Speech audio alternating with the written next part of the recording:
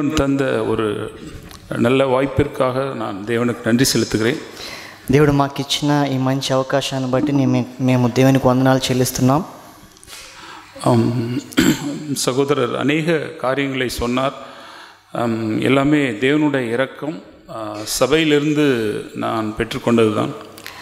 మరి మహేష్ బ్రదర్ నా గురించి అనేక కార్యాలు చెప్పారు. అది కేవలం దేవుని యొక్క కనికరము, దేవుని యొక్క కృప, సంఘం నుంచి నేను పొందుకున్న మేలులేవన్నీ కూడా.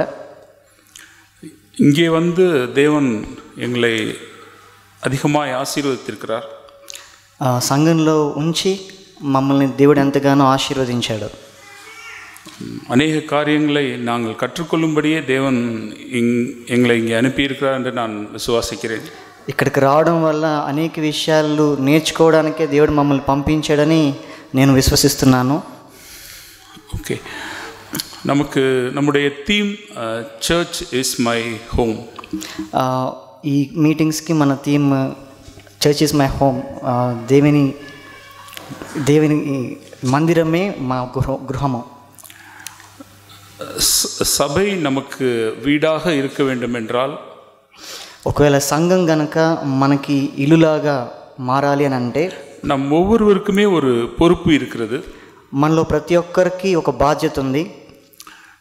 எல்லா ஹோலி இண்டிவிஜுவல்ஸோட யூனியன் தான் சர்ச். ప్రతి ఒక్క వ్యక్తిగత సహోదరుల యొక్క ఐక్యతే సంఘం అని అంటే. இந்த நாளிலே நாம் ஒவ்வொருவரும் நம்ம சபையோடு சபையை நாம் வீடாக எப்படி பாவிக்கலாம் என்பதையும், మనలో ప్రతి ఒక్కరూ సంఘాన్ని మన ఇంటిలో ఏ విధంగా మనం భావించాలి అనే విషయము, நம்மை பார்க்கிற மற்றவர்களுக்கு ஓகே சபை என்பது ஒரு வீடு என்ற உணர்வை நாம் எப்படி கொடுக்க முடியும் என்பதையும் தியானிக்கும்படி நான் விரும்புகிறேன். మనల్ని చూసే బయట వాళ్ళకి, ఇతరులకి సంఘం అనేది ఒక గృహం వంటిది అనే ఒక భావాన్ని మనం ఏ విధంగా కలిగించగలం అనే దాని గురించి మనం ధ్యానించబోతున్నాం. நம்முடைய பரிசுத்த வாழ்க்கையும் சரி, பாவமும் சரி సభயை బాధిக்கும். మన యొక్క పరిశుద్ధ జీవితం కానీ, మన పాప జీవితం కానీ సంఘాన్ని బాధిస్తుంది. நான் பாவம் செய்துவிட்டு சபையில் இருக்கும் பொழுது நான் மொத்த சபையுமே நான் தீட்டுப்படுத்தி விட முடியும். నేను పాపం చేస్తూ నేను సంఘంలోనే నేనుంటూ ఉంటే నేను మొత్తం సంఘాన్నే పాడు చేసేవాడిగా ఉంటాను. ఎన్నాగమం 19 இப்படியாய் நாம் வாசிக்கிறோம். సంఖ్యాకాండము 19వ అధ్యాయము. தீட்டுப்பட்டிருக்கிறவன் தன்னை சுத்திகரித்து, என்னாகமம் 19:20, 19:20, நம்பர்ஸ் 19:20. సంఖ్యాకాండం 19:20 వచనం. தீட்டுப்பட்டிருக்கிறவன் தன்னை சுத்திகரித்து கொள்ளாதிருந்தால் அவன் சபையில் இராதபடிக்கு அறுப்புண்டு போவான். அவன் கர்த்தரின் பரிசுத்த ஸ்தலத்தை தீட்டுப்படுத்தினான்.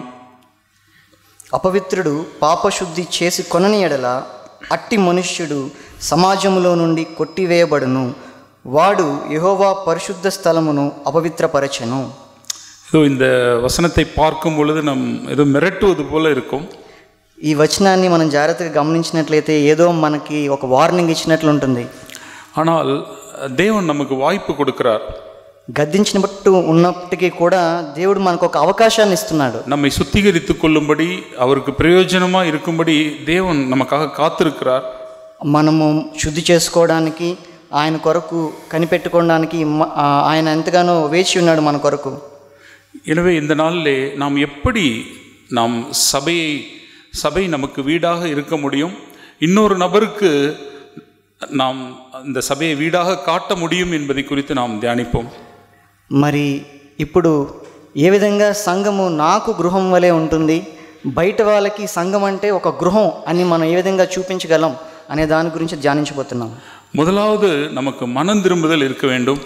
మొట్టమొదటిగా మనకి మారు మనసు అనుభవము మనం కలిగి ఉండాలి. நமக்கு ஒரு born again experience இருக்க வேண்டும்.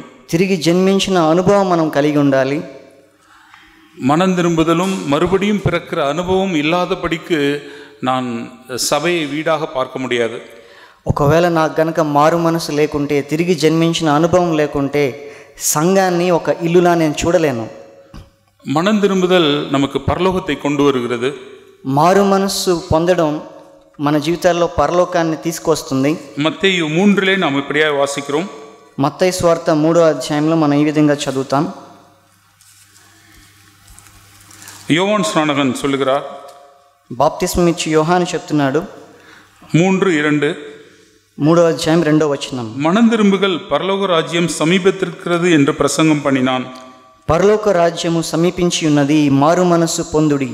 அதற்கு அடுத்ததாக ஆண்டவராக இயேசு கிறிஸ்து 4:17 இப்படியாய் அவர் சொல்லுகிறார். ఆ తర్వాత యేసుక్రీస్తు ప్రభువారు మత్తయి సువార్త 4:17 విధంగా చెప్తున్నారు, மனம் திரும்புகள் பரலோக ராஜ்யம் சமீபத்திருக்கிறது. అప్పటి నుండి యేసు పరలోక రాజ్యము సమీపించి ఉన్నది గనుక మారు మనస్సు పొందుడి. இந்த வசனங்களை படிக்கும்போது ஏதோ அந்த நாட்களில் யோவான் ஸ்நானகனும் இயேசுவும் அந்த ஜனங்களுக்கு சொன்ன வார்த்தை என்று நாம் நினைத்து விட வேண்டாம். ఈ వచనాలు మనం చదివినప్పుడు ఏదో ఇవి ఆ రోజుల్లో బాప్తిస్మం ఇచ్చి యోహాను యేసుక్రీస్తు ప్రభువారు అప్పటి కాలంలో ఉన్న వారికి చెప్పారని మనం అనుకోకూడదు. நாம் ஒவ்வொருவருமே சந்தோஷமாக ஹாப்பியாக இருக்கணும்ட்டு நம்ம விரும்புகிறோம். మనందరం కూడా సంతోషంగా ఉండాలి, సుఖంగా ఉండాలని మనందరం కోరుకుంటాం. நம்முடைய வீடு ஒரு பரலோகமாக இருக்கணும்ட்டு விரும்புகிறோம். మన ఇల్లు ఒక పరలోకం వలె ఉండాలని మనం కోరుకుంటాం. ஒரு ஃப்ரிக்ஷன் இல்லாத, ஒரு உரசல் இல்லாத வீடு இருக்கணும்ட்டு நம்ம விரும்புகிறோம். గొడవలు లేకుండా, కక్షలు లేకుండా ఒక సమాధానంతో నిన్న గృహం వలె ఉండాలని మనం కోరుకుంటాం. அதற்கான சீக்ரெட்டை தான் தேவன் இங்கே சொல்லுகிறார். మరి దానికి కావాల్సిన రహస్యమే ఇక్కడ దేవుడు మనకు చూపిస్తున్నాడు. நாம் ரட்சிக்கப்பட்டவர்களாக இருந்தாலும் சரி, அல்லது மனம் திரும்பின அனுபவம் இல்லாதவர்களாக இருந்தாலும் சரி, இந்த நாளில் இந்த வார்த்தையை நாம் சீரியஸாக எடுத்துக்கொள்வோம். మనకి రక్షింపబడిన అనుభవం లేకపోయినా, మారు మనస్సు పొందిన అనుభవం మనకి లేకపోయినా, ఈరోజు ఈ వచనాన్ని, ఈ మాటల్ని మనం తీవ్రంగా తీసుకుందాం. மனம் திரும்புதல் தான் நமக்கு மகிழ்ச்சியை கொண்டு வரும். మారు మనస్సు పొందడమే మన జీవితంలో సంతోషాన్ని తీసుకొస్తుంది. நம் மகிழ்ச்சியினுடைய திறவுகோல் கீ மனம் திரும்புதல் தான்.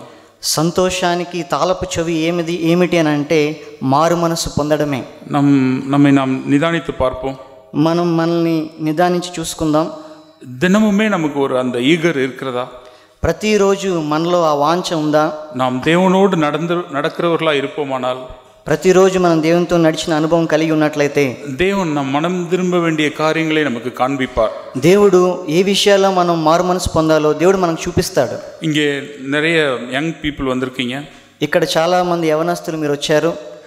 ஒருவேளை நீங்கள் ஒரு நேம் சேக் கிறிஸ்டியனாக இருக்கீங்களா? కేవలం ఒక నామకార్థపు క్రైస్తవులుగా మీరు ఇక్కడ ఉన్నారా? அல்லது உங்களோட அம்மா அப்பா, உங்களோட பேரண்ட்ஸோட ப்ரெஷருக்காக நீங்கள் சபைக்கு வருகிறீங்களா? లేదు, మీ యొక్క అమ్మగారు లేదా మీ నాన్నగారు, తల్లిదండ్రులు వాళ్ళ ఒత్తిడి వల్ల మీరు ఇక్కడికి వస్తున్నారా? அல்லது ஏதாவது ஒரு பெனிஃபிட், இந்த சபைக்கு போனால் இது கிடைக்கும் அப்படிங்கிற நோக்கத்துக்காக நீங்கள் வரீங்களா? ఈ సంఘానికి వస్తే నాకు ఏదైనా మేలు జరుగుతుంది అనే ఒక ఉద్దేశంతో మీరు ఇక్కడికి వస్తున్నారా? ஒருவேளை நீ யாராவது அப்படியெல்லாம் இருந்தீங்கன்னா இந்த நாளில் நீங்கள் மனம் திரும்பிடுங்க. ఒకవేళ అలా అనుకునేవారు మీలో ఎవరైనా ఉంటే ఈరోజు మీరు మారు మనసు పొందండి. ஒரு ரட்சிப்பின் நிச்சயம் இல்லாமல், ఒక రక్షణ యొక్క నిశ్చయత లేకుండా, born again எக்ஸ்பீரியன்ஸ் இல்லாமல், తిరిగి జన్మించిన అనుభవం లేకుండా நாம் ரொம்ப நாள் அப்படியே சபை கூடி வரவே கூடாது. మనము అలా చాలా రోజులు సంఘానికి రాకూడదు. இந்த நாளில் ஒருவேளை உங்களுக்கு அந்த ரட்சிப்போட நிச்சயம் இல்லை, சால்வேஷன் எக்ஸ்பீரியன்ஸ் இல்லை அப்படின்னா தேவனிடத்தில் சென்று நீங்கள் கேளுங்க. ఒకవేళ రక్షణ అనుభవం, దాని యొక్క నిశ్చయత, మారు మనస్సు పొందిన అనుభవం, దాని యొక్క నిశ్చయత మీకు లేనట్లయితే మీరు దేవుని యొద్దకు వెళ్ళి అడగండి. உங்களுடைய பாவங்களை அறிக்கை பண்ணுங்க. మీ యొక్క పాపాలని ఆయన దగ్గర ఒప్పుకోండి. இப்போ நீங்கள் ஒரு ரிவரை கிராஸ் பண்ணணும். ఇప్పుడు ఒక నదిని మీరు దాటాలనుకోండి. நார்மலாக வந்து ஒரு கான்க்ரீட் பிரிட்ஜ் இருந்துச்சு அப்படின்னா நமக்கு கிராஸ் பண்ணுறது ஈஸி. ఆ నది పైన వంతెన ఉందనుకోండి, కాంక్రీట్ వంతెన, మీరు దాటడం అనేది చాలా సులభం. சில இடங்கள்லாம், சில பிக்சர்ல எல்லாம் பார்த்துருப்பீங்க, ஒரு ரோப் பிரிட்ஜ் அல்லது உடன் பிரிட்ஜ் வித்தவுட் ஹேண்டில் இல்லாமல் இருக்கும், பார்த்துருப்பீங்க. కొన్ని చోట్ల మీరు చూసినట్లయితే తాడులతో కట్టిన బ్రిడ్జ్ ఉంటుంది, లేదంటే చెక్కలతో చేసిన ఒక బ్రిడ్జిని చూస్తాం మనం. ஸோ இப்போ ஒரு கான்க்ரீட் பிரிட்ஜை கிராஸ் பண்ணி அந்த ரிவரை கிராஸ் பண்ணுறதுக்கும், அல்லது ஒரு ரோப் பிரிட்ஜோ அல்லது ஒரு ஹேண்டில் இல்லாத ஒரு பேம்பு பிரிட்ஜ் வழியாக நீங்கள் நடக்கிறதுக்கும், அந்த எதை நீங்கள் ப்ரிஃபர் பண்ணுவீங்க? మీకు కనుక ఎంపిక చేసుకోవడానికి ఇస్తే కాంక్రీట్ బ్రిడ్జ్ దాన్ని ఎంపిక చేసుకుంటారా? దాని మీద నడవడానికి మీరు దాన్ని ఎంచుకుంటారా? లేదంటే ఈ చెక్కతో చేసింది, తాడులతో చేసిన ఆ వంతెన పైన మీరు నదిని దాటడానికి మీరు ఇష్టపడతారా? டெஃபினட்டாக நம்ம வந்து ஒரு கான்க்ரீட் பிரிட்ஜில் போகிறது தான் சேஃப்டியாக நினைப்போம்.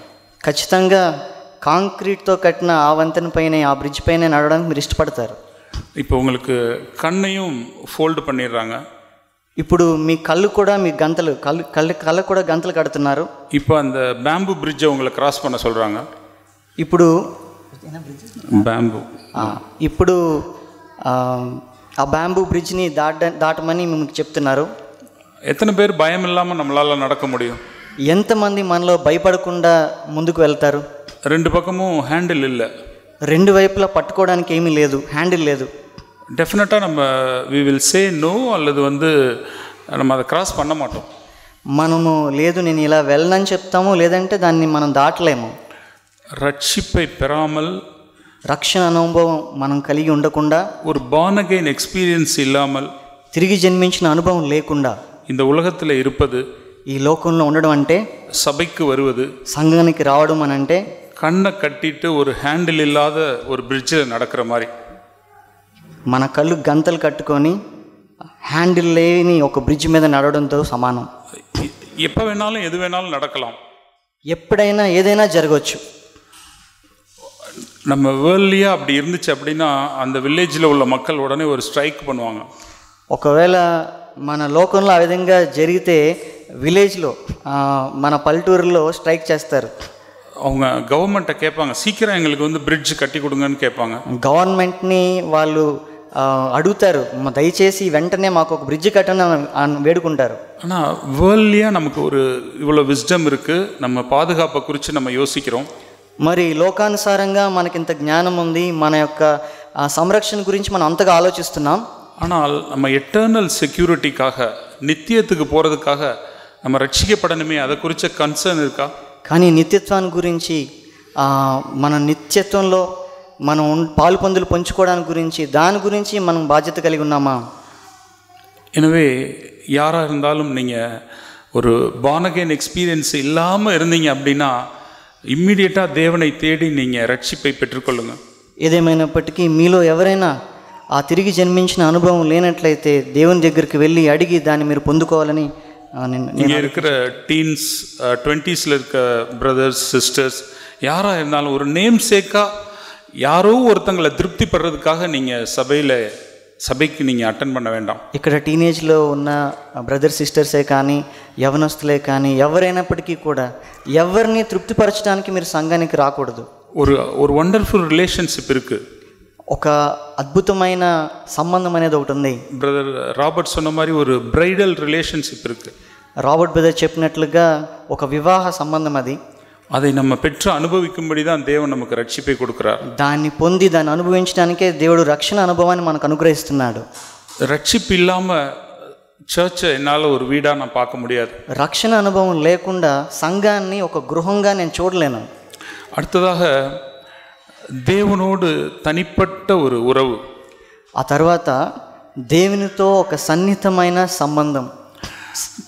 நான் ரட்சிக்கப்பட்டிருக்கலாம், నేను రక్షణ పొంది ఉండొచ్చు, சபைக்கு வரலாம், నేను సంఘానికి వస్తూ ఉండొచ్చు, சபையில் வந்து நிறைய வேலைகளை செய்கிற நபராக இருக்கலாம், సంఘంలో అనేకమైన కార్యక్రమాలు చేసే చురుగ్గా పాలు పంచుకునే వ్యక్తిగా నేను ఉండొచ్చు, பாட்டு பாடலாம், నేను పాట పాడవచ్చు, வெஜிடபிள் கட் பண்ணலாம், నేను కాయగూరలు కట్ చేయొచ్చు, அல்லது சபையை அரேஞ்ச் பண்ணலாம், లేదంటే సంఘంలో కుర్చీలు నేను అరేంజ్ చేయొచ్చు, நிறைய ஃபிசிக்கல் ஒர்க் நிறைய நான் பண்ணலாம்.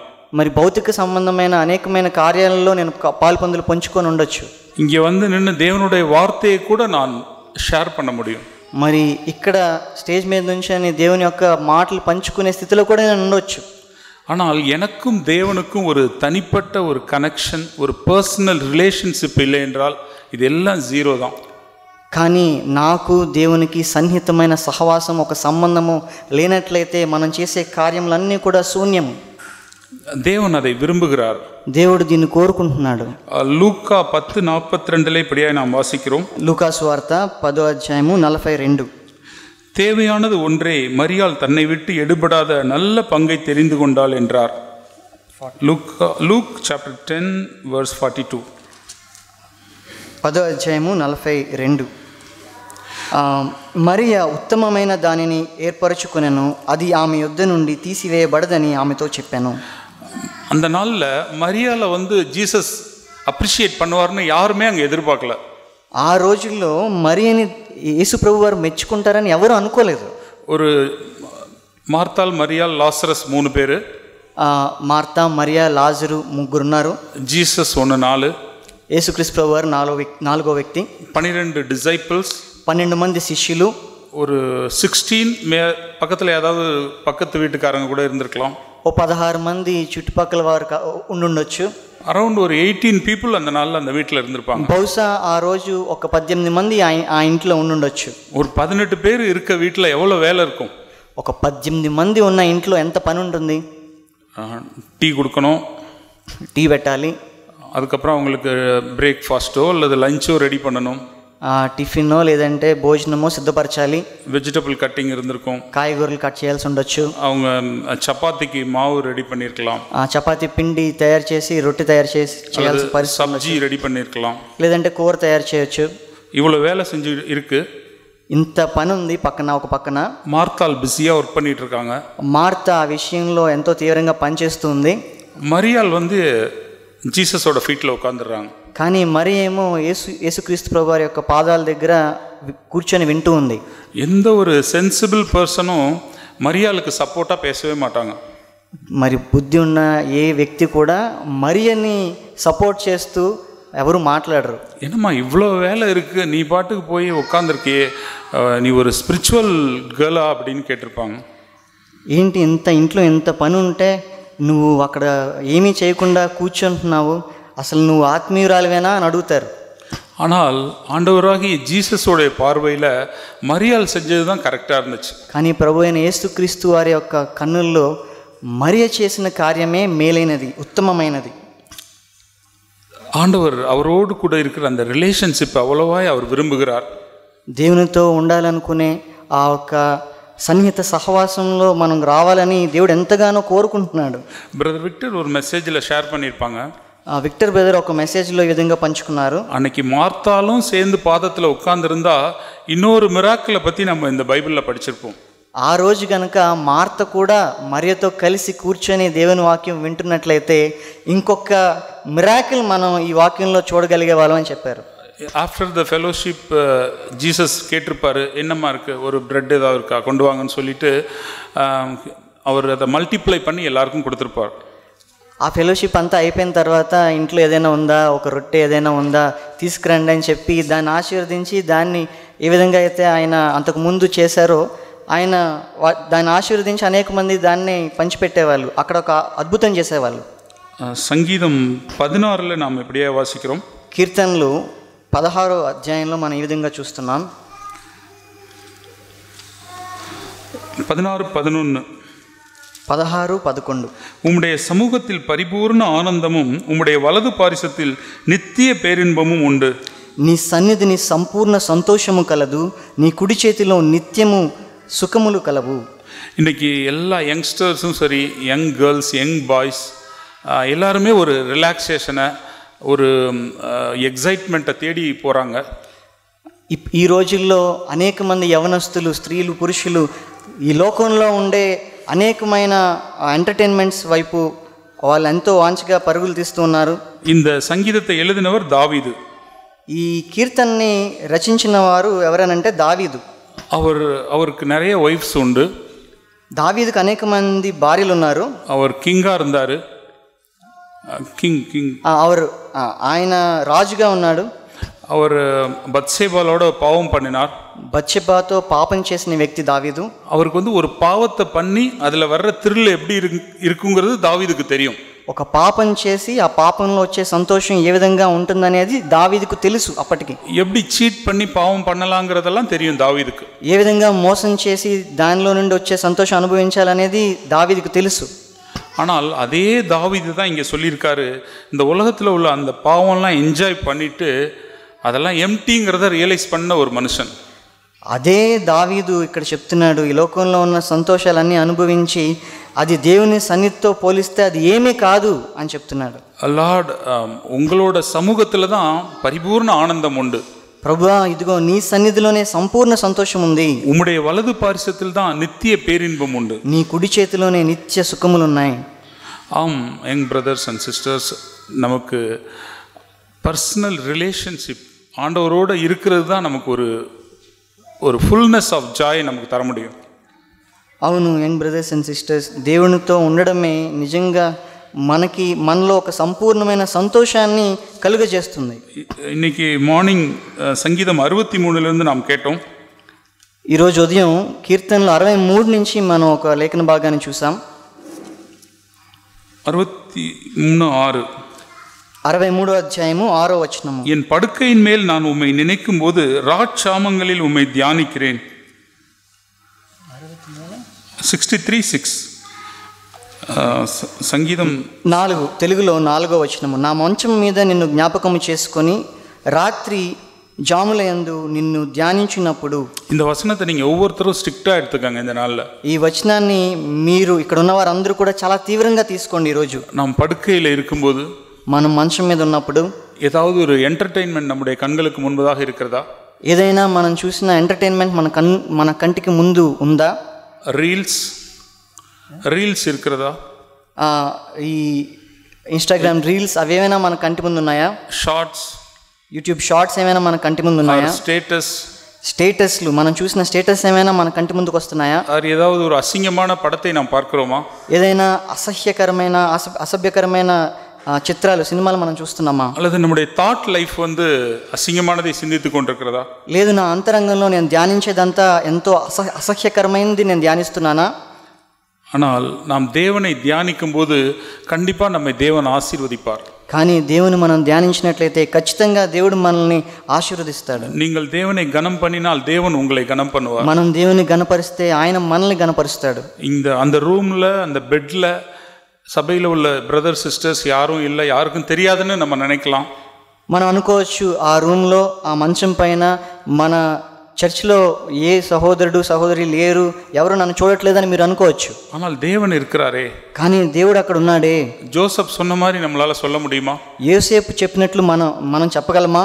இது தேவனுக்கு முன்பதாக நான் எவ்வளோ பெரிய பொல்லாங்கை செய்வது எப்படின்னு ஜோசப் சொன்னார். యోసేపు చెప్తాడు, ఇదిగో దేవుని ఎదుట నేను ఈ పాపం ఏ విధంగా చేయగలను. அதனால தேவனுடைய அந்த உறவை நாம் வாஞ்சிப்போம். మరి దేవునితో ఆ సన్నిహిత సహవాసాన్ని మనం కోరుకుందాం. அல்லது நம்மகிட்ட இருக்க திறமையினால, கிஃப்ட்னால சபையில் வந்து ஏதாவது பேசலாம். మనకున్న ఎబిలిటీస్ని బట్టి, ఆ గిఫ్ట్ని బట్టి మనం ఏదైనా మాట్లాడవచ్చు, அல்லது பாடலாம், మనం పాటలు పాడవచ్చు.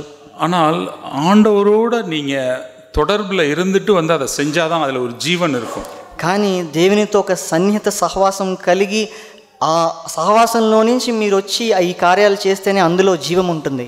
உங்களுக்கு பேச தெரியாமல் கூட இருக்கலாம், మీకు మాట్లాడడం కూడా బహుశా రాకపోవచ్చు. ஆனால் ஆண்டவரோட ரிலேஷன்ஷிப்பில் இருந்தீங்கன்னா, కానీ దేవునితో కనుక మీరు సన్నిహిత సహవాసం కలిగి ఉన్నట్లయితే, దేవునికి முன்பாக வாழ்கிற மனுஷனா நீங்கள் இருந்தீங்கன்னா, దేవునికి ముందు బ్రతికే మనిషిగా మీరు ఉన్నట్లయితే, உங்களுடைய வார்த்தைகளை தேவன் ஆசீர்வதிப்பார். మీ మాటల్ని దేవుడు ఆశీర్వదిస్తాడు. நீங்கள் ஒரு வார்த்தை சொன்னா கூட அநேகருக்கு அது பிரயோஜனமாக இருக்கும். మీరు ఒక్క మాట చెప్పినా అది అనేక మందికి ఆశీర్వాదకరంగా ఉంటుంది. ஆனால் நம்முடைய டேலண்ட்ஸையோ அல்லது கிஃப்டையோ வைத்து நாம் அநேக நாள் வண்டியை ஓட்ட முடியாது. మన తలాంతులో మనకున్న గిఫ్ట్స్తో వాటిని పెట్టుకొని మరి ரொம்ப అనేకమైన ఎన్నో రోజులు మనం బండి నడపలేము. அடுத்ததாக முதலாவது நம்ம ரட்சிக்கப்படணும்னு பார்த்தோம். మొదటిగా మనం రక్షించబడాలని మనం చూసాము. அடுத்தது தேவனோடு நம்ம ரிலேஷன்ஷிப் நல்லா இருக்கணும்னு பார்த்தோம். దేవునితో మన యొక్క సహవాసం ఎంతో గొప్పగా ఉండాలని మనం చూసాం. நான் அடுத்ததாக உலகத்தை நான் நேசிக்கிற மனுஷனா நான் இருக்கக்கூடாது. ఈ లోకాన్ని ప్రేమించే ఒక వ్యక్తిగా నేను ఉండకూడదు. இந்த கிறிஸ்டியனா இருந்து நம்ம உலகத்தையும் நம்ம நேசிக்க முடியும்.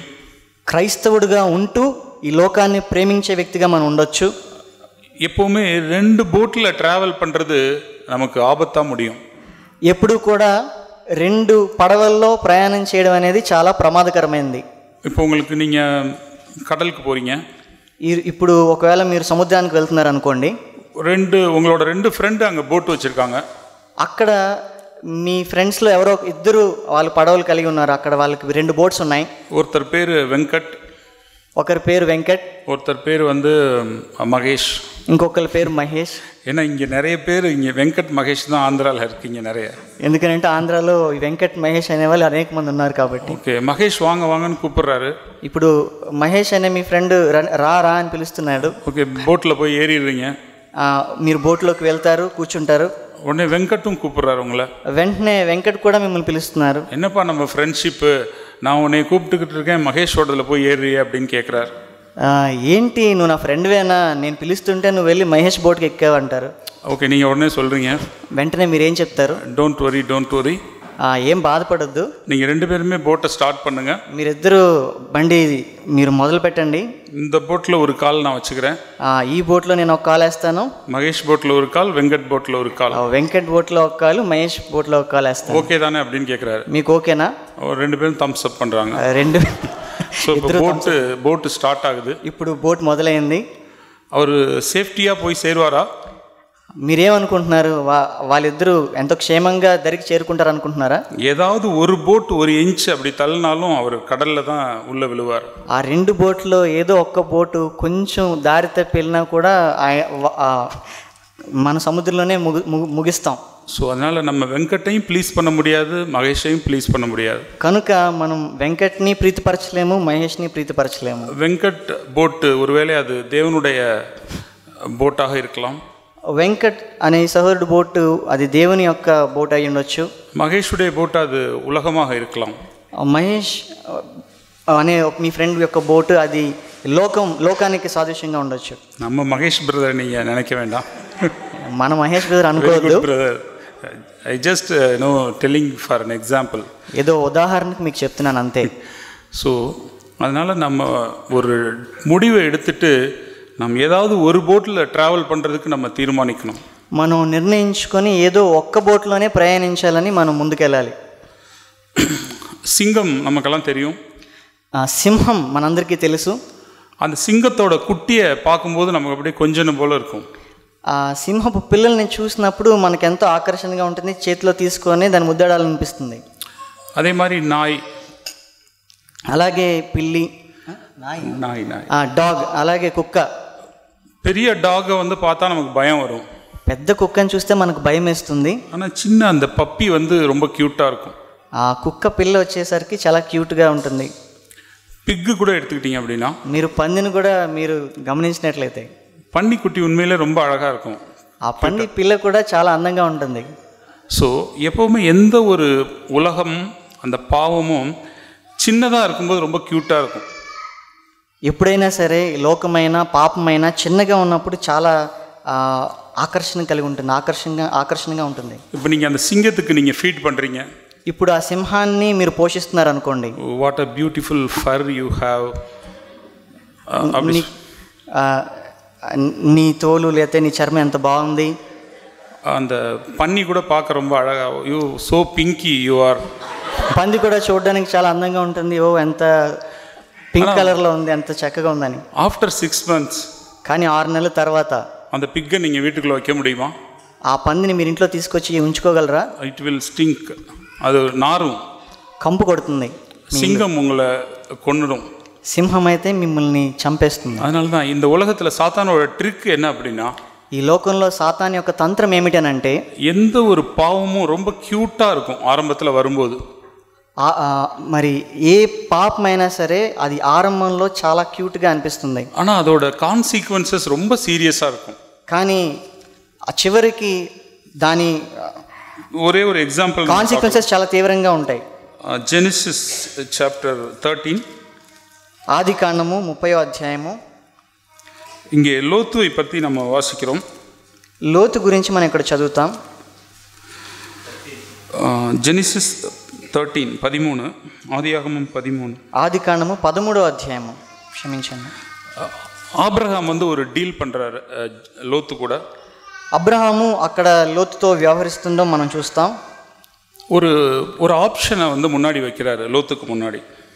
లోతుకి ముందు ఒక ఎంపికని అబ్రహాము ముందు పెడుతున్నాడు, లోతు ముందు పెడుతున్నాడు. உனக்கு லெஃப்ட் சைடு வேணா நீ சூஸ் பண்ணிக்கோ, ரைட் சைடு வேணாலும் நீ சூஸ் பண்ணிக்கோ சொல்றாரு. నీకు కావాలంటే ఎడం పక్కన నువ్వు ఎంచుకో, లేదంటే కుడి పక్కన ఉన్న ఈ స్థలమైనా నువ్వు ఎంచుకో. ஆபிரகாம் ரொம்ப சீனியரான நபர், லோத்துவுக்கு சித்தப்பா மாதிரி. అబ్రహాము లోతుతో పోల్చుకుంటే ఎంతో వయసులో పెద్దవాడు, పెద్దనాన్న వంటి. ஆனால் இப்போ அந்த தெரிந்தெடுப்பு லோத்து ஆபிரகாம் கிட்ட கொடுத்துருக்கலாம். కానీ ఆ ఎంపిక చేసుకోవడం అనేది లోతు ఎవరికి ఇవ్వాలి అని అంటే అబ్రహాంకి ఇవ్వాలి. ஆனால் லோத்துவோட మనసుல క్యూటా ஒரு వరల్డ్ இருந்தது. కానీ లోతు యొక్క అంతరంగంలో చాలా క్యూట్గా ఉండే చిన్న లోక సంబంధమైన ఒక పాపం ఉంది. அந்த ఏరియాவை பற்றி బైబిల్లో எப்படி అழகா எழுதியிருக்காங்க. మరి ఆ స్థలం గురించి, ఆ దేశం గురించి వాక్యంలో ఈ విధంగా లిఖించబడింది. 10 நம்ம வாசிக்கிறோம். 10వ వచనం. லோத்து தன் கண்களை ஏறெடுத்து பார்த்து யோர்தான் நதிக்கு அருகான சம பூமி முழுவதும் நீர்வளம் பொருந்தினதாய் இருக்க கண்டான். 13:10 లోతు తన కన్నులెత్తి యోర్దాను ప్రాంతం అంతటినీ చూచెను. యెహోవా. ஸோ కంటిన్యూగా వాసిచ్చినా அதை డిస్క్రైబ్ பண்ணியிருக்கோம். మీరు చదువుతూ ఉన్నట్లయితే అది దాని యొక్క డిస్క్రిప్షన్ మీకు తెలుస్తుంది, దాని వివరణ మీకు తెలుస్తుంది. ஆனால் அவன் சூஸ் பண்ண அந்த பிளேஸில் சோதோம் இருந்தது, அது அவனுக்கு நல்லா தெரியும். తను ఎంపిక చేసుకున్న ఆ భూ ప్రాంతంలో సొదోమ ఉందని ఆయనకి చాలా బాగా తెలుసు. ஆனாலும் அவன் ஓகே, இந்த தண்ணி நிறைய இருக்குது, நல்ல க்ரீனாக இருக்குது, சர்ஃபேஸாக இருக்குது. இப்போ இங்கே హైదరాబాద్లో ఫ్లాట్ సర్ఫేస్నా உங்களுக்கு ఈజీగా இருக்கும் వీడు కట్టలేయా. హైదరాబాద్లో సమభూమి ఉందంటే ఇల్లు కట్టడానికి మీకు చాలా బాగుంటుంది కదా. అలాగే లోతు చూసిన ప్రాంతంలో నీళ్లు పారే దేశంగా ఉంది, ఎంతో పచ్చగా ఉంది, దీని అంతటినీ చూశాడు లోతు. ஸோ ஓகே, நம்ம இந்த ஏரியாவை சூஸ் பண்ணிக்கலாம்னு டிசைட் பண்ணுறாரு. సరే, ఈ ప్రాంతాన్ని ఎంచుకుందామని చెప్పి లోతు నిర్ణయించుకున్నాడు. 12లో நம்ம இப்படி வாசிக்கிறோம். 12లో మనం ఈ విధంగా చూస్తాం. லோத்து அந்த யோர்தானுக்கு அருகான சமபூமியிலுள்ள பட்டணங்களில் வாசம் பண்ணி சோதோமுக்கு நேரே கூடாரம் போட்டான். లోతు ఆ మైదానమందున్న పట్టణముల ప్రదేశములలో కాపురం ఉండి సొదోమ దగ్గర తన గుడారము వేసుకొనెను. இதுதான் 2 போட்டில் ட்ராவல் பண்ணுறது. దీన్నే 2 పడవల్లో కాలు వేయడం అని అంటే. சோதோம் உள்ள லோத்து போயிட்டார் அப்படின்னாக்க எல்லாரும் என்ன சொல்லுவாங்கன்னா, எவ்வளோ வேர்ல்டியாக போயிட்டார் பாருங்க, சோதோம் உள்ள போய் கூடாரம் போட்டார் அப்படி சொல்லிடுவாங்க. ఒకవేళ లోతు కనుక సొదోము లోపలికి వెళ్ళి గుడారం వేసుకుని ఉన్నట్లయితే అందరూ ఏమంటారు, చూడండి లోతు సొదోము లోపలికి వెళ్ళిపోయాడు అని చెప్పి అందరూ చెప్పుకుంటారు. சோதோமை விட்டு ரொம்ப தள்ளி வந்தா சோதோமில் இருக்க ஆக்சஸ் இவருக்கு கிடைக்காது. సొదోము నుంచి దూరంగా ఆయన గుడారం వేసుకుంటే సొదోములో ఉన్న ఆ అవకాశాలు, లేదంటే అక్కడ ఉన్న ఆ మంచి మేళ్ళు అన్నీ కూడా పొందుకోలేడు. சர்ச்சுக்கு வர்றாரு, இவர் கிறிஸ்டியன் அப்படிங்கிற பெயரை லோத்து விரும்பினார். నేను చర్చికి వస్తూ నేను ఒక క్రైస్తవుని అనే గుర్తింపుని లోతు కోరుకున్నాడు. ஆனால் அந்த உலகத்தை விட்டு வெறுத்து வாழணுங்கிற அந்த எண்ணம் அவருக்கு கிடையாது. కానీ ఈ లోకాన్ని నేను ద్వేషించి దీనికి దూరంగా జీవించాలనే ఒక ఆలోచన లోతులో లేదు. கடைசியில் லோத்துவுக்கு என்ன நடந்துச்சுன்னு நமக்கெல்லாம் தெரியும். చివరికి లోతుకి ఏం సంభవించిందని మన అందరికీ తెలుసు. தன்னுடைய 2 மருமகன்களையும் அவர் இழந்தார், தன்னுடைய மனைவியை இழந்தார். అల్లుల్ని కోల్పోయాడు, తన కుమార్తె తన భార్యని కోల్పోయాడు. அவனுடைய மகள்கள் லோத்தோட தவறாக நடந்து ஒரு பேட் ஒரு ஜென்ரேஷனை உண்டு பண்ணாங்க. లోతు కుమార్తెలు లోతుతో పాపం చేసి ఒక తప్పైన ఒక సంతతికి వారు కారణమయ్యారు. அன்னைக்கு லோத்து சூஸ் பண்ணும்போது ஜஸ்ட் இங்கே போகிறதுக்கு பதிலாக இங்கே போகிறோம் அப்படிங்கிற மாதிரி ஒரு சாதாரண ஒரு சாய்ஸ் மாதிரி தான் அன்றைக்கி இருந்தது. ఆ రోజున లోతు ఎంపిక చేసుకునేటప్పుడు ఏదో ఇక్కడ ఉండడం కన్నా అక్కడికి వెళ్తున్నాము అంతే అని చాలా చిన్నగా తీసుకున్నాడు. ஆனால் அவன் அன்னைக்கு நினச்சி பார்த்துருப்பானா? కానీ ఆ రోజు ఈ చివరి దశని ఊహించుంటాడా? நம்முடைய என்டையர் ஃபேமிலியுமே டெஸ்ட்ராய் ஆகிடுங்கிற அந்த உணர்வு லோத்துவுக்கு இல்லை. నా కుటుంబం మొత్తం నాశనం అయిపోతుంది అన్న ఆ తలంపు ఈ లోతుకు అప్పుడు లేదు. ஆம் சகோதர சகோதரிகளே, అవును సహోదరుల సహోదరుల, இது ஒரே ஒரு எக்ஸாம்பிள் இங்கே இருக்கிறது. ఇక్కడ ఉన్న ఒకే ఒక ఉదాహరణ ఇది. சாம்சன் இன்னொரு எக்ஸாம்பிள், సంసోను ఇంకొక ఉదాహరణ. அதுக்கு முன்னாடி சாப்டரில் தான் தேவன் அவனை அபிஷேகம் பண்ணியிருப்பார். ఆ ముందు వచనాలన్నీ ఆ అధ్యాయాలన్నీ మనం చూసినట్లయితే దేవుడు సంసోన్ని అభిషేకిస్తాడు. அதுக்கப்புறம் தெலீலால் அப்படின்னு ஒரு பொண்ணை அவர் பார்ப்பார். ఆ తర్వాత దెలీలా అనే ఒక అమ్మాయిని సంసోన్ చూస్తాడు. அதன் பிறகு அந்த தெலீலாளுக்காக அவர் எடுக்கிற ஸ்டெப்ஸ், அவருடைய வாழ்க்கை, தேவனுடைய நோக்கம் எல்லாத்தையுமே வீணாக்கிரும். దెలీలా కోసం తను చేసుకునే తీర్మానాలు తన జీవితాన్ని తన మార్గాన్ని అంతటిని కూడా మార్చివేస్తాయి. அதனால் உலகத்தோடு நீங்கள் இருக்கிற அந்த ரிலேஷன்ஷிப்பை நீங்கள் கட் பண்ணிவிடுங்க. కనుక లోకంతో ఉండే ఆ సంబంధం అనేదాన్ని మీరు ఖచ్చితంగా తెంచుకోవాలి. அந்த எதெல்லாம் உங்களுக்கு உலகத்தை நோக்கி ஈர்க்கிறதோ அந்த காரியங்களை விட்டு வெளியே வர்றதுக்கு நீங்கள் முயற்சி பண்ணுங்கள். ఏదైతే లోకంలో ఉన్న విషయాలు మిమ్మల్ని లాగుతూ ఉన్నాయో వాటి నుండి బయటపడే దాని గురించి మీరు ఆలోచించండి, నిర్ణయాలు తీసుకోండి. அடுத்ததாய் நம்ம ஃபெலோஷிப்பை, ஐக்கியத்தை நாடுகிறவர்களாக மற்றவர்களுக்கு புத்தி சொல்லி உற்சாகப்படுத்துகிறவர்களாக நாம் இருக்கணும். ఆ తర్వాత సహవాసాన్ని కోరుకునే వారిలాగా, అలాగే ఒకరిని ఒకరు ఉత్సాహపరుచుకునే వారిలాగా మనం ఉండడానికి మనం ప్రయత్నించాలి. சபை எனக்கு வீடாக இருக்கணும் அப்படின்னா நானும் மற்றவர்களை என்கரேஜ் பண்ணுகிறவனா நான் இருக்கணும். సంఘము నాకు గృహంలాగా ఉండాలి అని అంటే నేను కూడా ఇంకొకరిని ప్రోత్సహించేలాగా, ఉత్సాహపరిచేలాగా నేను ఉండాలి. மற்றவர்களிடத்திலிருந்தும் உற்சாகத்தை பெற்றுக்கொள்கிறவனாய் நான் இருக்கணும். మరి మిగతా వారి నుంచి కూడా ఉత్సాహాన్ని పొందుకునే ఒక స్థితిలో కూడా నేను ఉండాలి. எபிரேயர் 3 எடுத்துக்கொள்வோம். ஹீப்ரூஸ் 3, హెబ్రీలకు రాసిన పత్రిక 3:8, 12వ వచనం, 3వ అధ్యాయము 12వ వచనము, 12:13, 12:13. ஜீவனுள்ள தேவனை விட்டு விலகுவதற்கு ஏதுவான அவிசுவாசமுள்ள பொல்லாத இருதயம் உங்களில் ஒருவனுக்குள்ளும் இராதபடிக்கு நீங்கள் எச்சரிக்கையாயிருங்கள். సహోదరులారా, జీవము గల దేవుని విడిచిపోవునట్టి విశ్వాసము లేని దుష్ట హృదయము మీలో ఎవని ఎందైనను ఒకవేళ ఉండునేమో అని జాగ్రత్తగా చూచుకొనడి. உங்களில் ஒருவனாகிலும் பாவத்தின் வஞ்சனையினாலே கடினப்பட்டு போகாதபடிக்கு இன்று எண்ணப்படும் அளவும் நாள்தோறும் ஒருவருக்கொருவர் புத்தி சொல்லுங்கள். నేడు మీరు ఆయన శబ్దమును వినిన ఎడల కోపము పుట్టించినప్పటి వలె మీ హృదయములను కఠినపరచుకొనకూడని ఆయన చెప్పెను. సభை நமக்கு ஒரு பெரிய ஒரு ப்ரொடெக்ஷன். సంఘంలో మనకి ఎంతో గొప్ప భద్రత మనకుంది. సభையில் உள்ள சகோதரர்கள் நமக்கு ஒரு பெரிய பாதுகாப்பு. సంఘంలో ఉండే సహోదరులు మనల్ని కాపాడేవారుగా ఉంటారు. எத்தனையோ பிரதர்ஸ் மூலமா நான் பாதுகாக்கப்பட்டிருக்கிறேன். ఎంతో మంది సహోదరుల ద్వారా నేను ఎంతో భద్రత పొందుకున్నాను, కాపాడబడ్డాను. ஒரு முறை நான் ஒரு பாவத்தை செய்யலாம் அப்படின்னு நான் சோதிக்கப்பட்டு கொண்டிருந்தேன். ఒకసారి ఒక పాపం చేయాలి అనే ఒక శోధన నేను తరచుగా కలిగి ఉండేవాడిని. அப்பொழுது எனக்கு ஒரு சகோதரர் எனக்கு ஃபோன் செய்தார். అప్పుడు ఆ సమయంలో సంఘంలో ఒక సహోదరుడు నాకు ఫోన్ చేసి, அந்த ஃபோன் கால் என்னை காப்பாற்றியது. ఆయన చేసిన ఫోన్ కాల్ నన్ను కాపాడింది. எத்தனையோ முறை டிஸ்கரேஜ் ஆகியிருந்த பொழுது, ఎన్నోసార్లు నేను నిరాశలో నేనున్నప్పుడు நான் ஒரு சகோதரரை குறித்து அவர் பெருமையா இருக்கிறார் அப்படின்னு நான் நினைச்சு கொண்டிருக்கேன். నేనేమనుకున్నానంటే ఆయన ఎంతో గర్వంగా ఉన్నాడని నేను అనుకునేవాడిని. அவர் நீங்கள் ஹம்பிளாக இருக்கீங்கன்னு அவர் என்னை அப்ரிஷியேட் பண்ணார் ஒரு முறை. ఆయన వచ్చి మీరెంతో దీనులుగా, మీరెంతో హంబుల్గా ఉన్నారు బ్రదర్ అని నన్ను ఉత్సాహపరిచారు ఒకసారి. ஆண்டவரே, எவ்வளவு பெருமையான நபர் நான் என்று நான் உணர்வடைந்தேன். అప్పుడు నేను తెలుసుకున్నాను, ప్రభువా నేనెంత గర్విష్ఠిని. நம்ம என்கரேஜ் பண்ணுறதுக்கு ஏதோ ஒரு பெரிய பிரசங்கத்தை பண்ணி அல்லது ஒரு 10 சாப்டர் பைபிள் வாசித்து நம்ம செய்யணும்னு இல்லை. ఒకరిని ఉత్సాహపరచడానికి ఎంతో గొప్ప దీర్ఘ ప్రసంగం ఏం చేయాల్సిన అవసరం లేదు. అనేకమైన వచనాలు, అధ్యాయాలు మనం చదవాల్సిన అవసరం లేదు. புதுசாக வருகிற சகோதரிக்கு நம்மளுடைய ஒரு ஸ்மைல் அவங்கள ரொம்ப என்கரேஜ் பண்ணலாம்.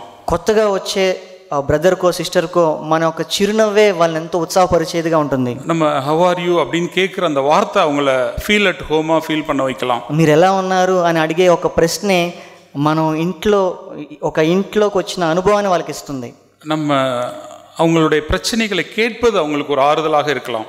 వాళ్ళు ఎదుర్కొనే ఆ సమస్యల గురించి అడగడమే వాళ్ళకి ఎంతో ఆదరణగా ఉంటుంది. இந்த உலகத்தில் நமக்கு ஏதாவது ஒரு பிரச்சனை அப்படின்னாக்க, ఈ లోకంలో మనకి ఏదైనా సమస్య ఉంటే గనక ஒரு பாதி பேர் அந்த பிரச்சனையை கேட்டுட்டு மனசுக்குள்ளே சந்தோஷப்படுவாங்க. సగానికి సగం మంది ఆ ప్రశ్న ఉంచుకొని వాళ్ళు సంతోషంగానే ఉంటారు. மீதி பாதி பேர் எங்க நம்மகிட்ட ஏதாவது ஒரு ஹெல்ப் கேட்டுருவாங்களோன்னு சொல்லிட்டு நம்மளை அவாய்ட் பண்ணிடுவாங்க. ఇంకో సగం మంది నా దగ్గర నుంచి ఎవరైనా సహాయం అడుగుతారేమో అని చెప్పి దూరంగా ఉంటారు. உண்மையான கன்சர்னோட பிரச்சனைகளை கேட்பதற்கு கூட ஆட்கள் இல்லை. నిజమైన ఒక కన్సర్న్తోని ఎవరైనా మన సమస్యల గురించి అడిగే వాళ్ళే లేకుండా ఉన్నారు. எங்கள் வீட்டுக்கு ஒரு பால்காரம்மா வருவாங்க. మా ఇంటికి పాలు పోయడానికి ఒక అబ్బాయి వస్తూ ఉంటాడు. அவங்க ஏர்லி மார்னிங் வருவாங்க. చాలా పగటిపూటనే వస్తారు. அவங்க ரொம்ப சவுண்டாக பேசுவாங்க. పెందలకాడ వస్తాడు, చాలా గట్టిగా మాట్లాడతాడు. இப்போ அந்த பால் பேமெண்ட் பண்ணுற அன்னைக்கு ஒரு சவுண்டு வரும் அவங்ககிட்டேருந்து. ఆ పేమెంట్ చేసేటప్పుడు డబ్బులు కట్టాల్సిన ఆ రోజు వచ్చినప్పుడు చాలా గట్టిగా వస్తుంది తన శబ్దం. Directly she will not ask the money. ఆవిడ నేరుగా డబ్బులను అడగదు.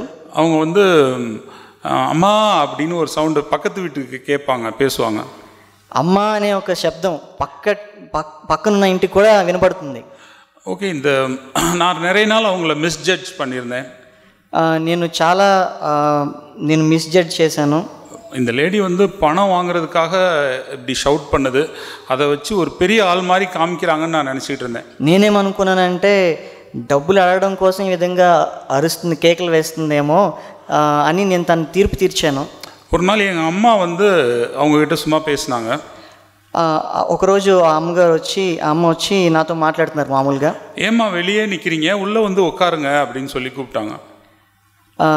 ఏమ్మా మీరు బయట ఉన్నారు, లోపలికి రండి అని చెప్పి మై మదర్, బ్రదర్ యొక్క మదరు తన్ని లోపలికి పిలిచారనమాట. ఏంటి మీరు అలా ఉన్నారు, లోపలికి రండి అని చెప్పి పిలిచారు. எங்கள் அம்மாவுக்கு வந்து பைபிள்லாம் வாசிக்க தெரியாது. She is a saved woman, but அவங்களுக்கு பைபிள் டாக்ட்ரின் எதுவும் தெரியாது.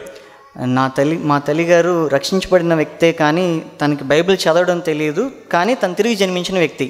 அவங்க உள்ளே வந்தோடனே சரிமான்னு உள்ளே வந்து உட்காந்துட்டாங்க. లోపలికి రమ్మనగానే ఆ పాలు పోసి ఆవిడ ఇంటికి లోపలికి వచ్చి కూర్చున్నారు. Then that lady will spoke so many things to my mother and my wife.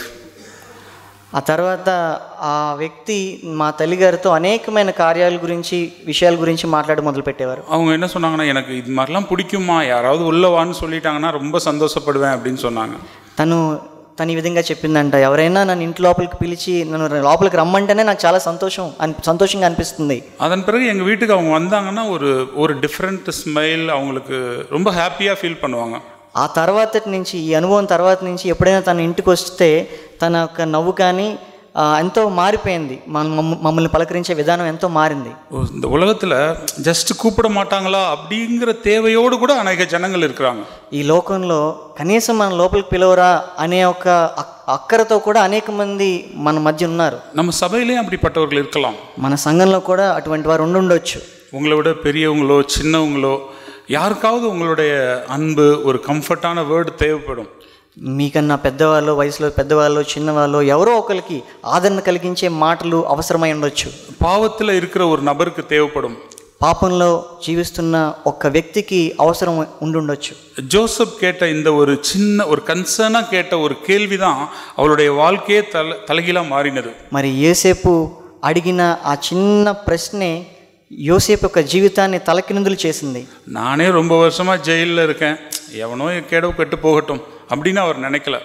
నేనే అనేక సంవత్సరాలు ఈ జైల్లో మూలుగుతున్నాను, ఆయనకి ఏమైతే ఏంటి, వాళ్ళ దారిని పోని అనుకోలేదు. அந்த பானபாத்திரக்காரரையும் சுயம்பாகியும் அன்னைக்கு பார்த்துட்டு, உங்கள் முகம்லாம் ஏன்பா இப்படி இருக்கு, ஏன் ஒரு மாதிரி இருக்கீங்க அப்படின்னு ஒரு கேள்வி கேட்டார்.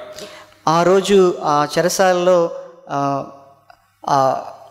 ద్రాక్షరసం తీసుకెళ్ళి ఆ వ్యక్తిని చూసి ఎందుకు నీ ముఖము విచారంగా ఉందని ఆ ప్రశ్న అడిగాడు. அதன் பிறகு நடந்தது நமக்கே தெரியும். ఆ తర్వాత ఏం జరిగిందనేది మనకు తెలుసు. அவங்களுடைய ப்ராப்ளம்லாம் சொல்லுவாங்க, తన సమస్యలన్నీ చెప్పుకుంటాడు. ஸோ அது ஒரு தனி ஸ்டோரி.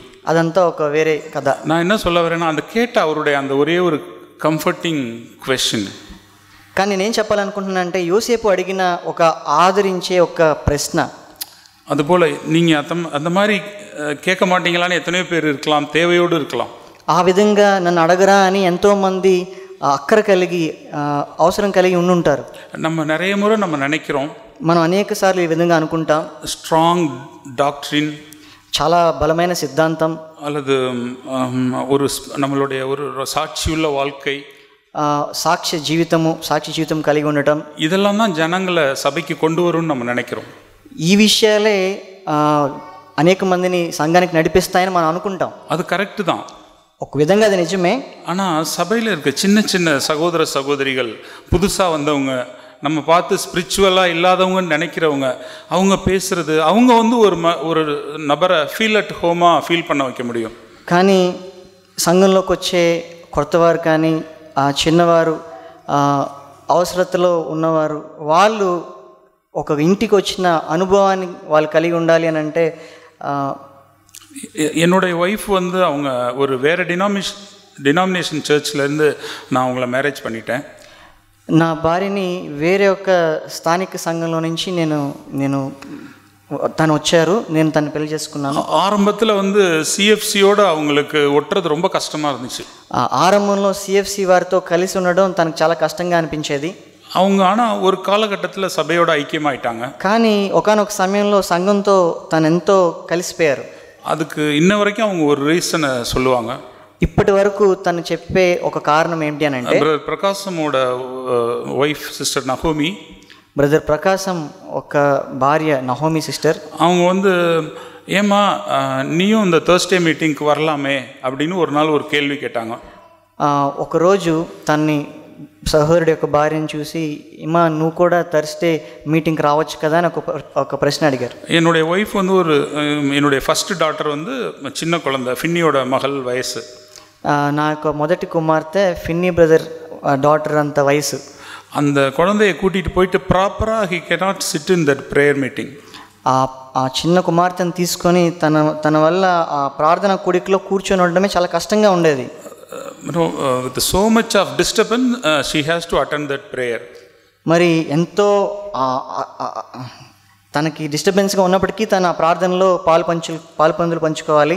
அப்பெல்லாம் சிஸ்டர் நகோமி வந்து அவங்கள பேர் பண்ணிக்கிட்டது, அவங்களையும் ஒரு ஆளாக நினச்சி கூப்பிட்டது அவங்களுக்கு சபையோட அட்ராக்ட் பண்ண வச்சிச்சு. అటువంటి సమయంలో కూడా నహోమి సిస్టర్ నా భార్యని తన మనసులో ఉంచుకోవడం, తనని పిలవడం, నా భార్యని ఎంతో ఆదరించింది. அதனால் ఐక్యத்தை నాడணும். మరి ఐక్యతని, సహవాసాన్ని మనం కోరుకోవాలి. நம்மளால் முடிஞ்ச அந்த ஃபெலோஷிப், కంఫర్ట్, ఎంకరేజ్మెంట్ நம்ம எல்லாருமே கொடுக்கணும். మన వలన సాధ్యమైనంత ప్రోత్సాహాన్ని, ఉత్సాహాన్ని మనం మిగతా వారికి కూడా ఇవ్వాలి, అందించాలి. அடுத்ததாக நம்ம ஒரு சபையை நம் வீடாய் பார்த்து அனுபவிக்கிறதுக்கு ஒரு விஷயம் என்ன செய்யணும் அப்படின்னா, ఆ తర్వాత సంఘాన్ని ఒక గృహంలా మనము ఎంపిక చేసుకొని మనం చేయవలసిన కార్యం ఏమిటనంటే, చిన్న చిన్న పావంగులకు, చిన్న చిన్న డిస్ట్రాక్షన్కి நம்ம ரொம்ப కేర్ఫుల్గా இருக்கணும். చిన్న చిన్న పాపముల నిమిత్తము, చిన్న చిన్న డిస్ట్రాక్షన్స్కి మనం చాలా జాగ్రత్తగా ఉండాలి. நம்ம ஒரு கொலை செய்வதற்கோ அல்லது ஒரு விபச்சார பாவத்துக்கோ நம்ம விலகி இருப்போம். మనం నరహత్య చేయడానికో లేదంటే వ్యభిచారం చేయడానికో మనం వాటికి దూరంగా మనం ఎప్పుడో వెళ్ళిపోయాము. ஆனால் நம்ம ரொம்ப சாதாரணமாக நினைக்கிற விஷயங்கள் தான் நம்மளை அப்படியே ஒரு ஸ்டாக்னன்ட் லைஃப்பில் வச்சுருக்கோம். కానీ మనం సాధారణంగా జరిగే విషయాలు అనుకునేవే మన జీవితంలో ఎదుగుదల లేకుండా నిలిచిపోయి ఉండే స్థితిలో మనల్ని ఉంచుతాయి. ఓకే, ఉన్నత పాటు సాంగ్ ఆఫ్ సాలమోన్ 2వ చాప్టర్ எடுத்துக்கும். పరమగీతము 2వ అధ్యాయం మనం చూద్దాం. இங்கே வந்து ஒரு பொயட்டிக்கலாக ஒரு நேச்சரை டிஸ்கிரைப் பண்ணுற மாதிரி ஒரு பேசேஜ் வரும். ఇక్కడ వివరణ, ఎంతో పొయిటికల్గా ఒక వివరణ మనం చూడగలుగుతాం. 11 அப்படியே வரும். அது 2వ అధ్యాయం 11 నుంచి ఈ విషయాలన్నీ ఉంటాయి. நான் அதை எல்லாத்தையும் வாசிக்கல, ఇవన్నీ నేను చదవట్లేదు, కానీ but it's looks like poem. కానీ ఇది ఒక పోయం లాగానే, ఒక పద్యం లాగానే ఉంటుంది. ఫ్లవర్స్லாம் భూమిயில் బ్లాసమ్ ஆயிருக்கு. దేశమందంతటా పువ్వులు పూసి ఉన్నవి. బర్డ్స్ పాடுது. పిట్టలు కోలాహలము చేయొచ్చు. இந்த ட்ரீ வந்து பூ பூத்து காய் காய்த்திருக்கிறது. ఆ చెట్లన్నీ పువ్వులు పూసి పళ్ళు కాస్తూ ఉంటున్నాయి. Okay, all are related with some garden or field. అన్నీ కూడా ఒక గార్డెన్ లేదా ఒక తోట, వీటిని సాదృశ్యంగా చెప్తూ ఉంటాయి ఇవన్నీ కూడా. సో இந்த தோட்டத்துக்கு, இந்த கார்டனுக்கு ஒரு பாதிப்பு இப்போ வரப்போகுது. ఇప్పుడు ఈ తోటకి ఒక కష్టం వస్తుంది. இந்த தோட்டத்தை கெடுக்க போகிறது ஒரு பெரிய ஒட்டகமோ அல்லது குதிரையோ அல்லது மாடோ அல்லது யானையோ இல்லை. ఈ తోటను పాడు చేసేది ఏదో ఒక గుర్రమో లేదా ఆవో ఇవేవి కాదు, పెద్ద పెద్ద విషయాలు ఏవి కావు. 15వ వచనத்தில் நம்ம இப்படி வாசிக்கிறோம். 15వ వచనంలో మనం చూస్తాం, திராட்சை தோட்டங்களை கெடுக்கிற குழி நரிகளையும் சிறு நரிகளையும் நமக்கு பிடியுங்கள்.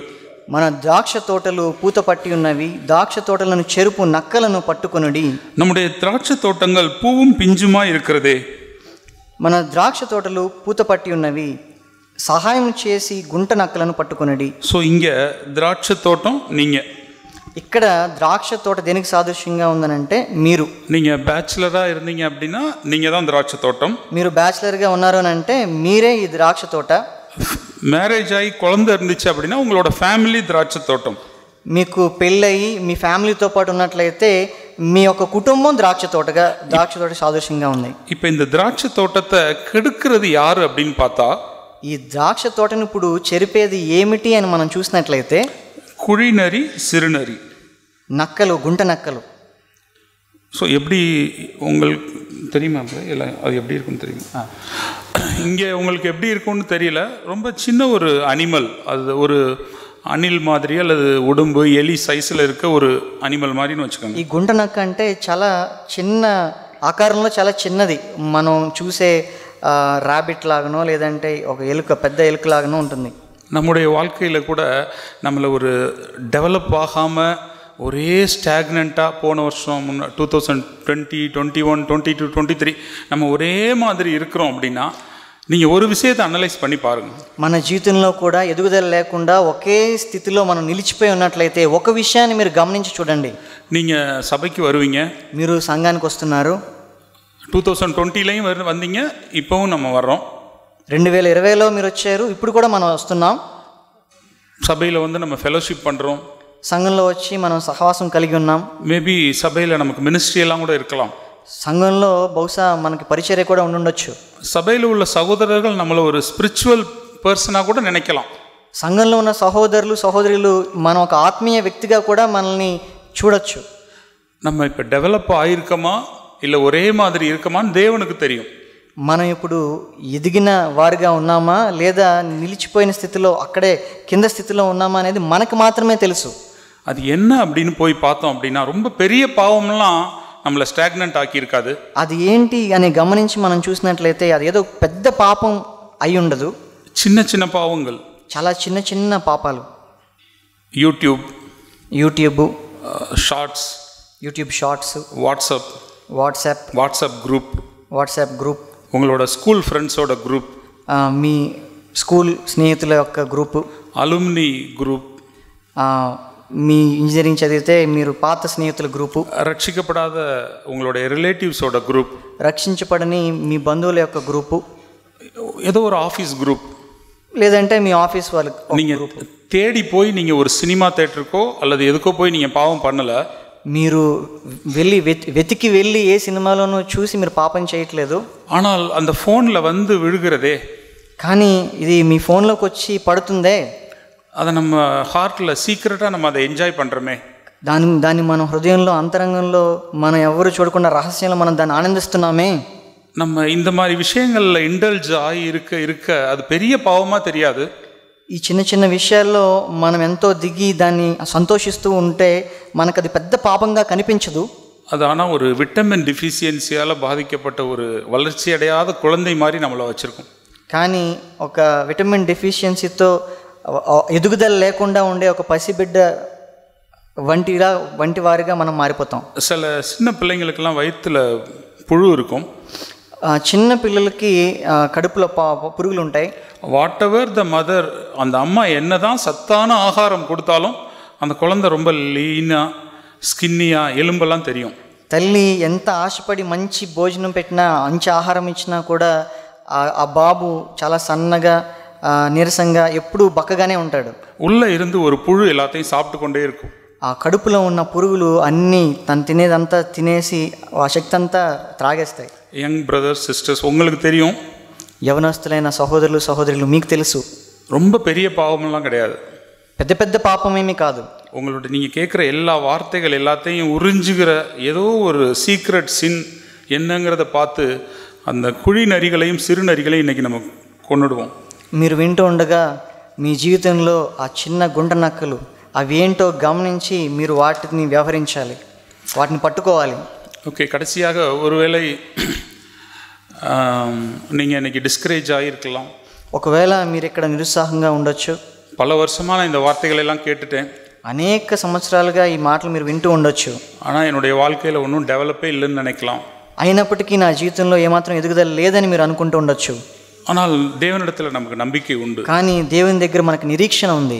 அவர் நொறுங்குண்ட இதயமுடையவர்களை அவர் பார்க்கிறார். విరిగి నలిగిన హృదయాన్ని దేవుడు లక్ష్య పెడుతున్నాడు. சாத்தானோட ட்ரிக் என்ன அப்படின்னா, సాతాను యొక్క తంత్రం ఏమిటనంటే ஒரேடியாக நம்மளோட டெரிட்டரியை வந்து அவன் கவர் பண்ண மாட்டான்.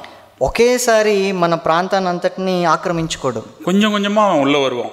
కొంచెం కొంచెంగా లోపలికి వస్తాడు. பஸ் ஸ்டாப்பில் நின்றுக்கிட்டு இருப்போம். బస్ స్టాప్లో మనం నుంచి ఉండొచ్చు. ஒரு மெசேஜ் வர, ஒரு டிங்குன்னு அப்படி ஒரு சவுண்டு வரும். టింగ్ అని మన మొబైల్లో ఒక మెసేజ్ వస్తుంది. ஓப்பன் பண்ணி பார்ப்போம். దాన్ని ఓపెన్ చేసి చూస్తాం. அதுக்கப்புறம் நம்ம உள்ளே போயிடுவோம். దాని తర్వాత దాని లోపలికి వెళ్ళిపోతాం, దిగిపోతాం. பஸ்ஸில் சீட்டு கிடைக்கலையோ நம்ம ஃபோனை பார்த்துக்கிட்டு ஒரு 1/2 hour நம்ம அதில் ஸ்பெண்ட் பண்ணிவிடுவோம். బస్సులో సీట్ దొరికిందో లేదో ఫోన్లో మనం ఒక అరగంట గడిపేసి ఉంటాం. అప్పటికి வீட்லேயும் அது மாதிரி அவன் வந்து எப்படா டைம் கிடைக்கும்னு பார்த்து கொஞ்சம் நேரத்தையும் அவன் சாப்பிடுகிறவனா இருக்கிறான். ఇంట్లో కూడా అంతే. సాతాను ఏ సమయంలో మనకు సమయం దొరుకుతుంది, వీడి సమయాన్ని మనం దొంగిలించగలమని చెప్పి వెతుకుతూనే ఉంటాడు, చూస్తూనే ఉంటాడు. நாம் அதிலிருந்து நாம் தப்பித்து கொள்ள முடியும். దాని నుంచి మనం తప్పించుకోవచ్చు. ஸோ நம்ம ஒரு சின்ன டெமான்ஸ்ட்ரேஷன் பண்ணி நான் இதை முடிக்கிறேன். ఒక చిన్న డెమాన్స్ట్రేషన్ మీకు చూపించి నేను ముగించాలని ఆశపడుతున్నాను.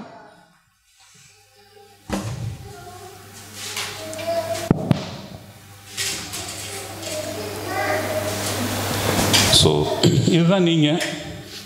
సో ఆ గ్లాస్లో ఉన్న వాటర్ దేనికి సాదృశ్యంగా ఉందంటే మీకే సాదృశ్యంగా ఉంది. தேவன் உங்களை ரட்சித்திருக்கிறார். దేవుడు మిమ్మల్ని రక్షించాడు. உங்கள் லைஃப் நல்லா பியூராக இருக்குது. మీ జీవితం ఎంతో పరిశుద్ధంగా ఉంది.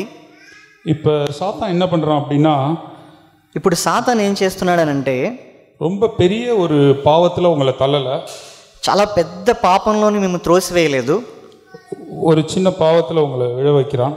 ఒక చిన్న పాపంలో మీరు పడిపోయేలా చేశాడు. ஸோ அது உள்ளே இறங்கும்போது பார்த்தீங்கன்னா ஒரு மாதிரி க்ளவுடியாக ரிங்காக இப்போதைக்கு ரொம்ப அழகாக இருக்குது. ఆ పాపం లోపలికి దిగినప్పుడు మీరు చూడడానికి చాలా చక్కగా క్లౌడ్ లాగా అది దిగిపోతూ చాలా చూడడానికి ఆకర్షణీయంగా ఉండొచ్చు.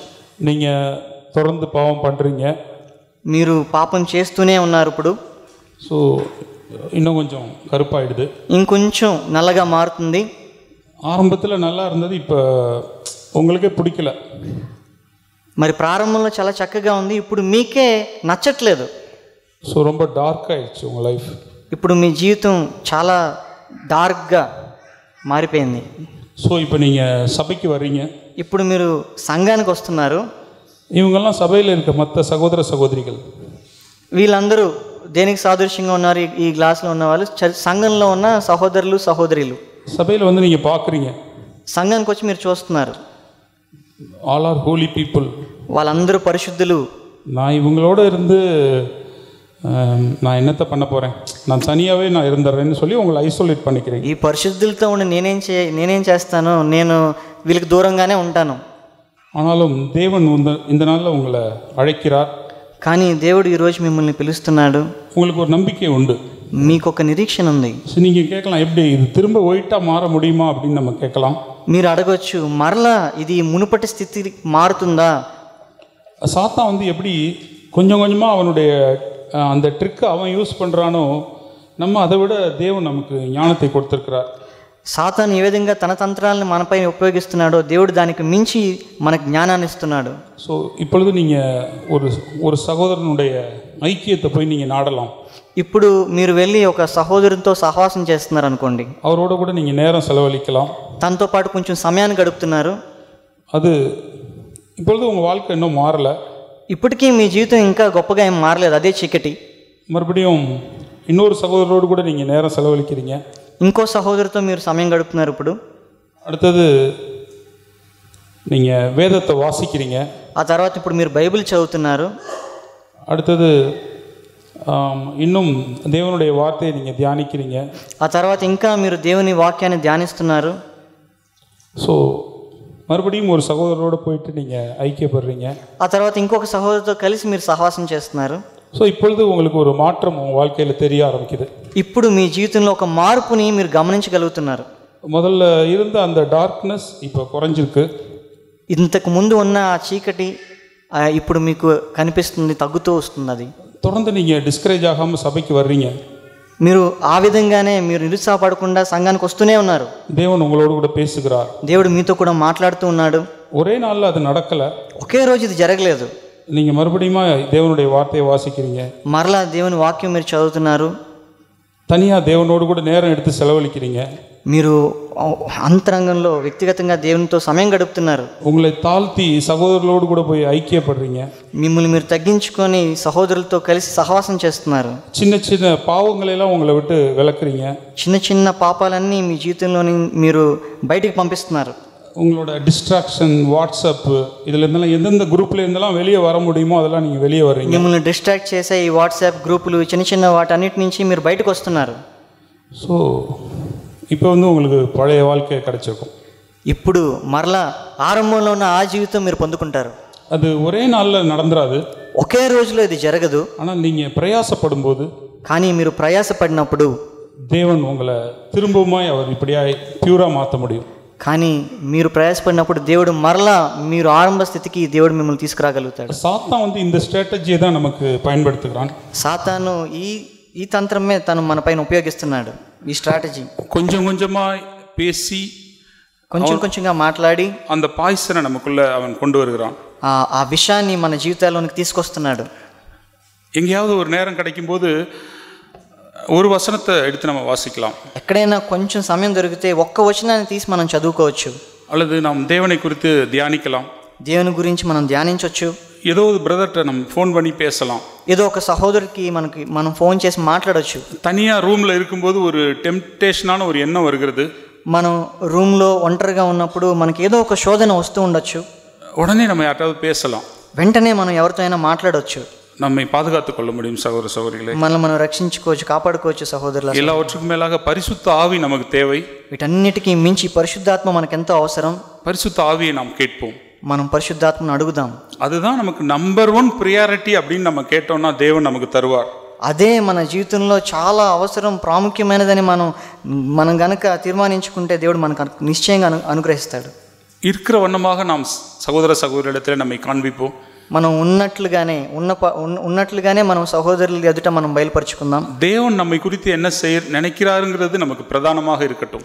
దేవుడు మన జీవితంలో మనల్ని ఉపయోగించుకొని ఏం చేస్తున్నాడో అదే చాలా ప్రాముఖ్యం మన జీవితంలో. நம்மளுடைய சொந்த தேவையை நம்ம எப்பவுமே பார்த்து கொண்டே இருப்போம்.